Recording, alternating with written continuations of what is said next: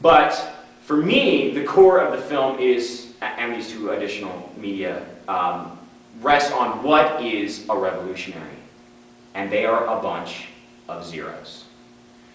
You'll notice that Nada comes from Denver. What do we know about him? Nothing. What do we know about his history? Just that there was some vague threat from his father. And of course, when we move into The Dark Knight, it's important to remember that, right? A vague threat from the father, a threat with a razor blade to cut him, right? You have the parental authority trying to push him towards something. But in general, he's a blank slate. He comes from nowhere. He has no connections. He has no history. He has no direction. He's a void. And you'll notice in the credits, he's literally called Nada, which is Spanish for nothing. Right? And you'll notice he starts off buying into, he, more than anyone else, buys into the American dream, right? He essentially says a fair day's wage for a fair day's work, right? Which has been the trade unionist call for all of history. But by being this void, right, he is able to mirror and respond to the concrete conditions presented to him, right? He is willing to work with the workers. He is willing to become a part of the community. But then also he's willing to investigate, right, the revolutionary movement that is occurring in the church. And in examining it, he becomes a mirror and reciprocal, this sort of object that sort of lodges itself in the revolutionary movement, right? But in himself, right, he never properly joins it. He never properly connects with it, but rather he is just this empty, radically empty subjectivity that is constantly intervening through the course of the film. And it's worth noting, right, Marx said that what are the proletariat but substanceless subjectivity, right? You are stripped by capital, right, to nothing. And for anything else that he has, right, or any of the workers have, so initially he is the zero. But you'll notice Frank becomes a zero as well. Throughout, right, Frank had a good job in Detroit, he had a family, he's got kids, right?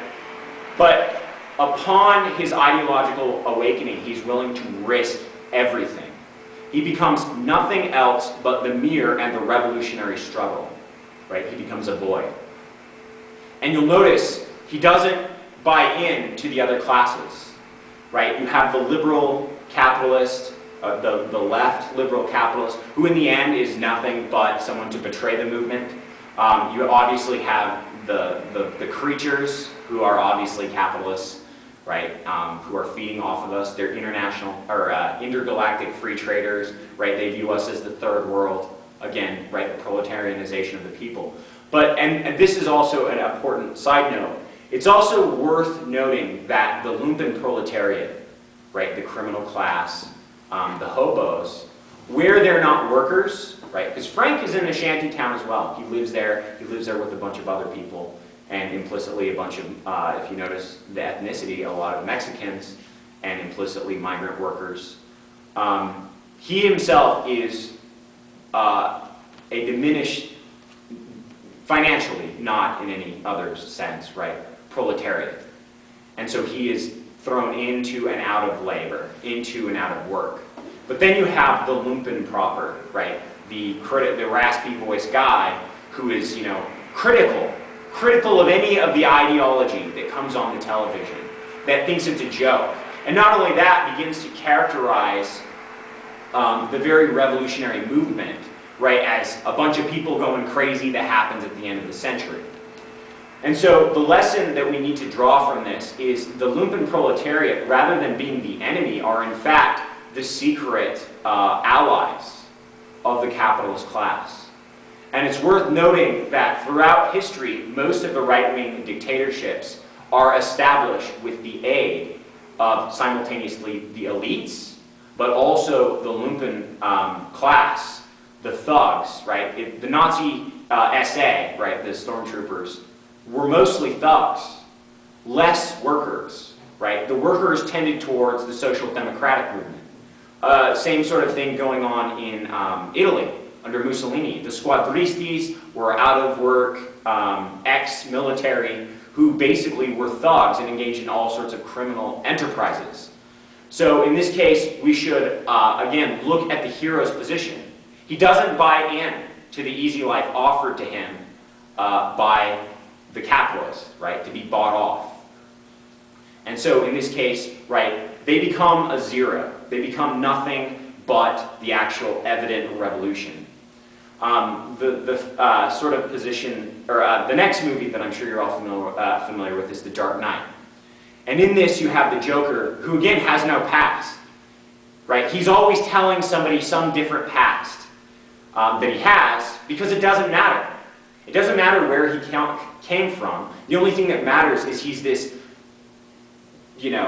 disruptive void that inserts itself constantly and consistently up into the capitalist existence. The hero of The Dark Knight is not Batman, who is willing to fascistically bug every single cell phone, and then we think, oh, heroically gives up that power, right? The fascists never give, the authoritarian capitalist never gives up the power, right? This is ideology at its purest, that he'll be, if we only grant temporary rights, like the Patriot Act, but eventually they'll sunset, eventually this emergency power will disappear, right? But of course we know that it never does. And so Batman and Commissioner Gordon and Harvey Dent are all, and this, again, this is a bit from Zizek, right, want to continue and perpetuate the lie, right? Batman assumes the role as murderer to perpetuate the lie. Harvey Dent cannot be, denigrated in order to perpetuate the lie. Who wants to get rid of all the masks? It's the Joker. And so he's this empty void, which interestingly enough, throughout the film, is constantly revealing to society its mirror message. Lacan said that the other always returns our message, our true message, in its inverted form.